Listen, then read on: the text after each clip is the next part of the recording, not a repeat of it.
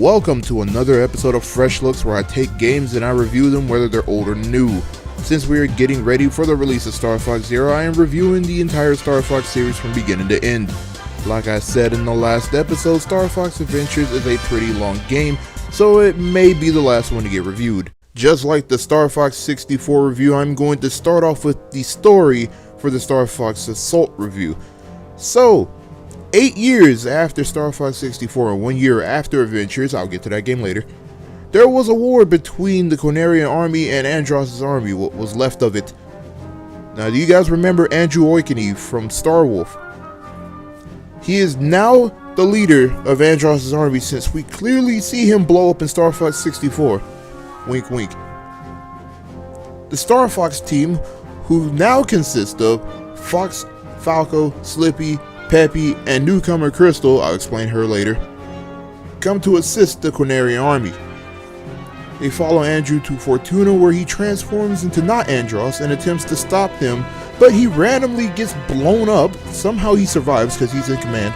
After the fight, he was destroyed by an Aperoid, the main threat of the game. Fox beats the Aperoid and takes the core memory before the swarm of Aperoids arrive. So back at the Great Fox, Slippy's dad Beltino tells us that the Aperoids are creatures that can destroy a Cornerian fleet with little to no effort.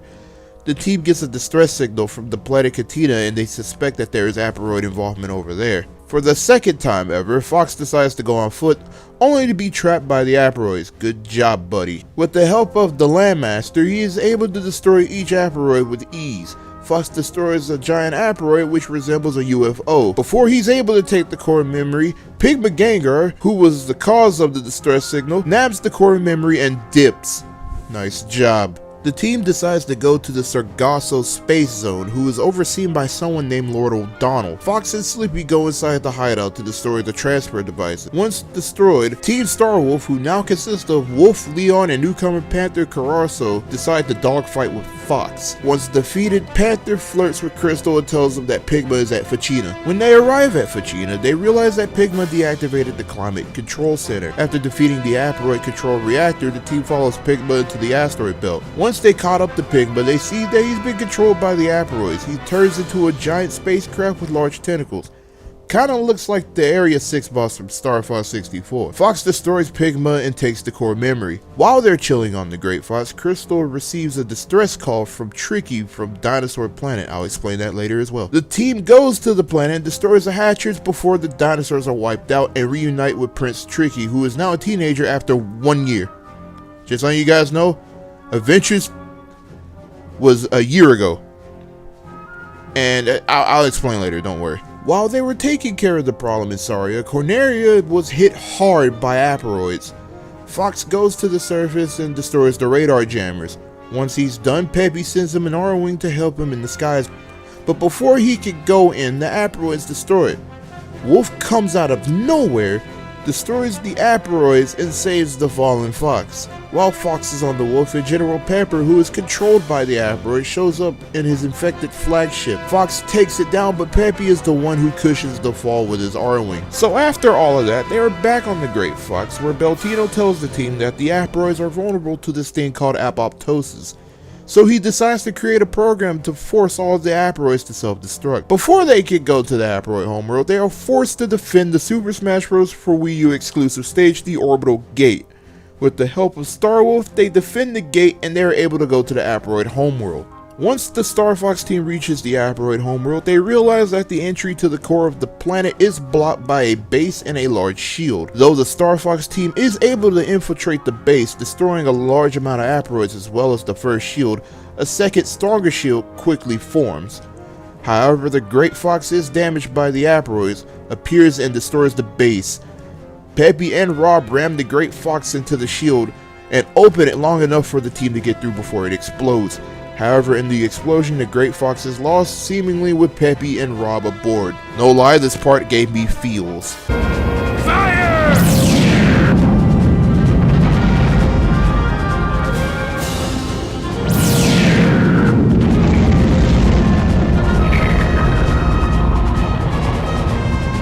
Damage capacity exceeded. Too bad. We're going out in style. Peppy, you can't die. Back off, all of you.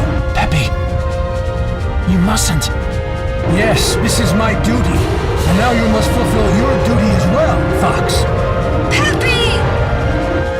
Don't do it, Peppy! What are you doing, crazy old fool? Ah!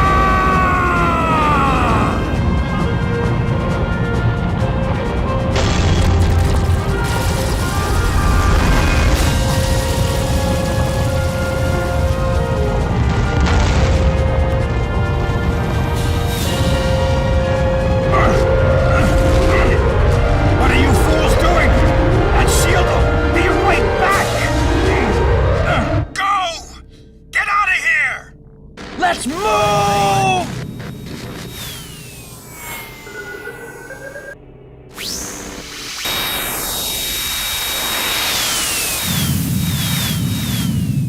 The team enters the core with Star Wolf showing up again to help them. Right before they reach the Queen, they are attacked by an extremely durable swarm of Aperoids. Wolf, Leon, and Panther decide to distract them, allowing Fox to proceed onward to the Queen's lair. The team confronts the Aperoid Queen, who uses the voice of Peppy, General Pepper, Pigma, and Fox's dead father in an attempt to deceive them to joining her. The team ignores her and fight until Fox is able to shoot the program inside of her. However, the Queen is able to repress it and attempts to escape. The team follows the Queen deeper into the planet and Fox is able to ultimately defeat her. The program launches and the Aperoids go into self-active meltdown and are killed. The team escapes from the core of the homeworld and soon discovers that Peppy and Rob are still alive in an escape pod. Fox mentions the possibility of Star Wolf's escape and General Pepper being alive as well. The game ends with Fox thanking the team for their efforts. Whew! So now that the story is done, how does the game play? Well, like past titles, you are controlling Fox McCloud with 3 different playstyles. The Arwing, the Landmaster, which returns from Star Fox 64, and Pilot, a person who is out of the vehicle with a gun. Each mission uses these playstyles. The Arwing controls exactly how it was in Star Fox 64, so there's no need to worry there. The Landmaster, which is now used in all range missions and is actually a tank. You have stronger shots and you can ram things like an actual tank. Now before I talk about the new pilot mode, let me talk about some of the items you can find around the missions. From Star Fox 64, you have laser upgrades, smart bombs, silver rings, and gold rings. The gold rings do not extend your health bar like they did in 64. All they do is heal you a bit more than silver rings. While in pilot mode, you start off with a default blaster with a charge ability similar to the Arwing and Landmaster. In the on foot missions, there are more weapons such as machine guns, sniper rifles, grenades, etc. The control for the Landmaster in pilot mode are okay. You really have to get used to them, but once you do, you'll have a good time with Assault. Unlike 64, there are only 10 missions and no alternate pathways, so it's missions 1 through 10 from beginning to end. In some of these missions, you'll either be controlling the Arwing, Landmaster, or Pilot, or a combination of all 3. I like this because it mixes up the gameplay.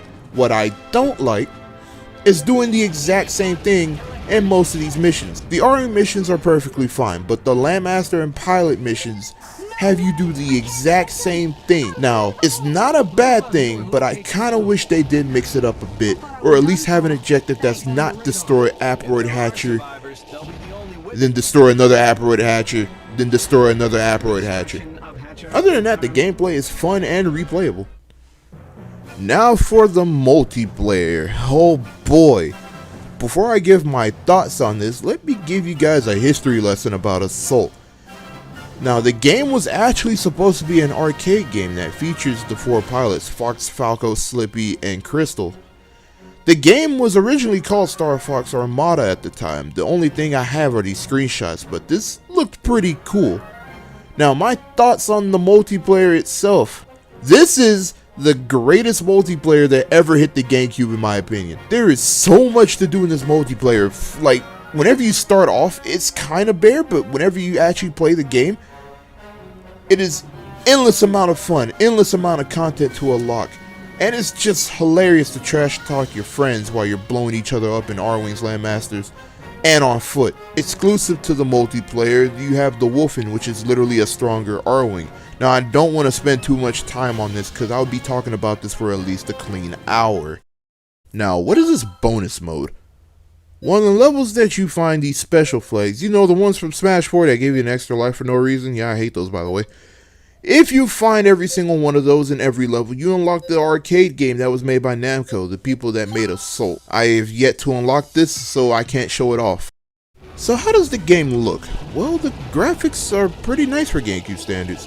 The only problem I really have with the graphics is that you can tell when it got to the ground missions it looks pretty low budget, but other than that it looks pretty good. The music took a huge step up from Star Fox 64. Still not my favorite soundtrack, but the pieces of music in here are nice.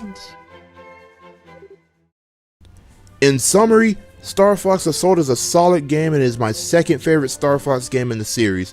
The gameplay is solid with exception of some areas. The multiplayer may be the best on the GameCube, I'm not too sure on that yet.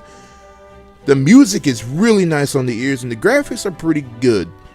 If you see a copy of this game anywhere, I highly advise you to pick this game up and give it a try. And if you have friends, you'll have endless amounts of fun with the multiplayer.